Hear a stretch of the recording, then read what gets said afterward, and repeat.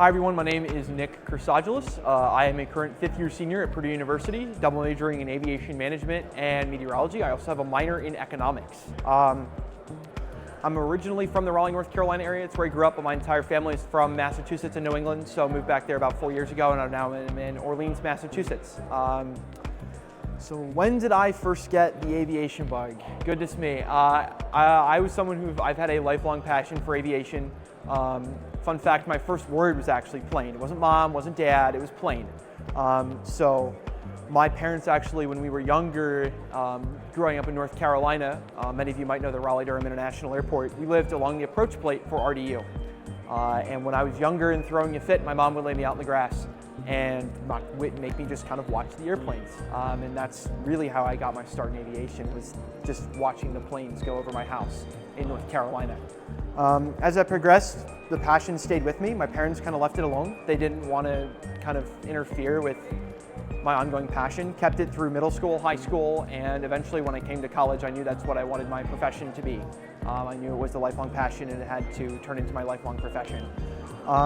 Went to Purdue, started there as a freshman in 2020, so I was a COVID kid. Stayed there, great in-person and hybrid learning at the time, and it gave me an opportunity to find a mentorship program that American Airlines was offering at the time.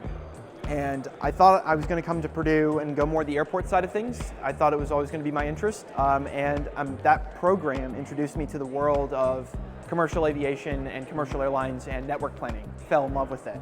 Was very honored and privileged then the year after to go to American and be their network planning intern in commercial analysis, more specifically their network team. So we looked at the fleet that American flies, how they should fly it, and kind of the long-term strategy for what American's fleet would look like maybe in 2030 or 2040. After doing that, came back to Purdue and started to have questions about I've always had a passion for weather that accompanied my passion for aviation. I kind of started to wonder how that was going to fit in. At first I was scared away a little bit by the challenging coursework that accompanies the meteorology degree, lots of math, lots of physics, lots of calculus. But I started to ask questions at American about, if we're thinking about 2040, right, shouldn't we be thinking about what the weather's going to look like in 2040? We operate this beautiful thing called aviation in the air, and it's a dynamic thing. And so I was like, to be a good person in the industry, I probably should know a little bit more about weather. So went back to Purdue and started my sophomore year as a double major in aviation management and meteorology. Since then, I picked up 2 internships at Southwest and United, both working in their NOC meteorology teams, and kind of have found the lane of aviation weather.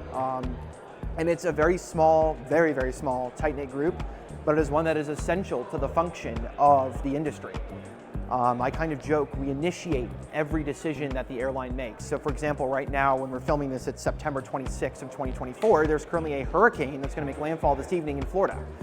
So we're the ones that are providing the forecast to the company, and we're saying, this is when we think it's going to hit, this is the intensity, this is the operational impact, and then we basically drive any scheduling, cancellation, implementation strategy that goes on in the commercial side and the operational side of the company.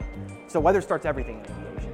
And I think that's really what I've learned, and there is a place for people to explore weather and combine it with aviation. You don't have to be a pilot. I do not have a piloting background. I do have some experience flying, but no ratings of any sort. So there's a way for you to find a managerial lane in weather and combine it with aviation.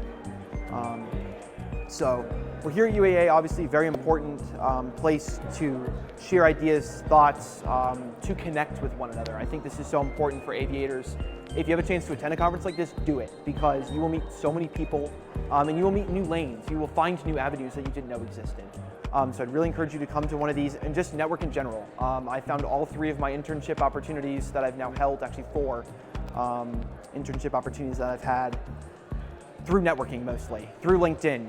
If you don't have a LinkedIn profile and you want to get into aviation and you maybe don't have the resources to get to a conference like this, LinkedIn sometimes can do you better, if not just as good as coming to one of these conferences. That's another thing that I would highly recommend.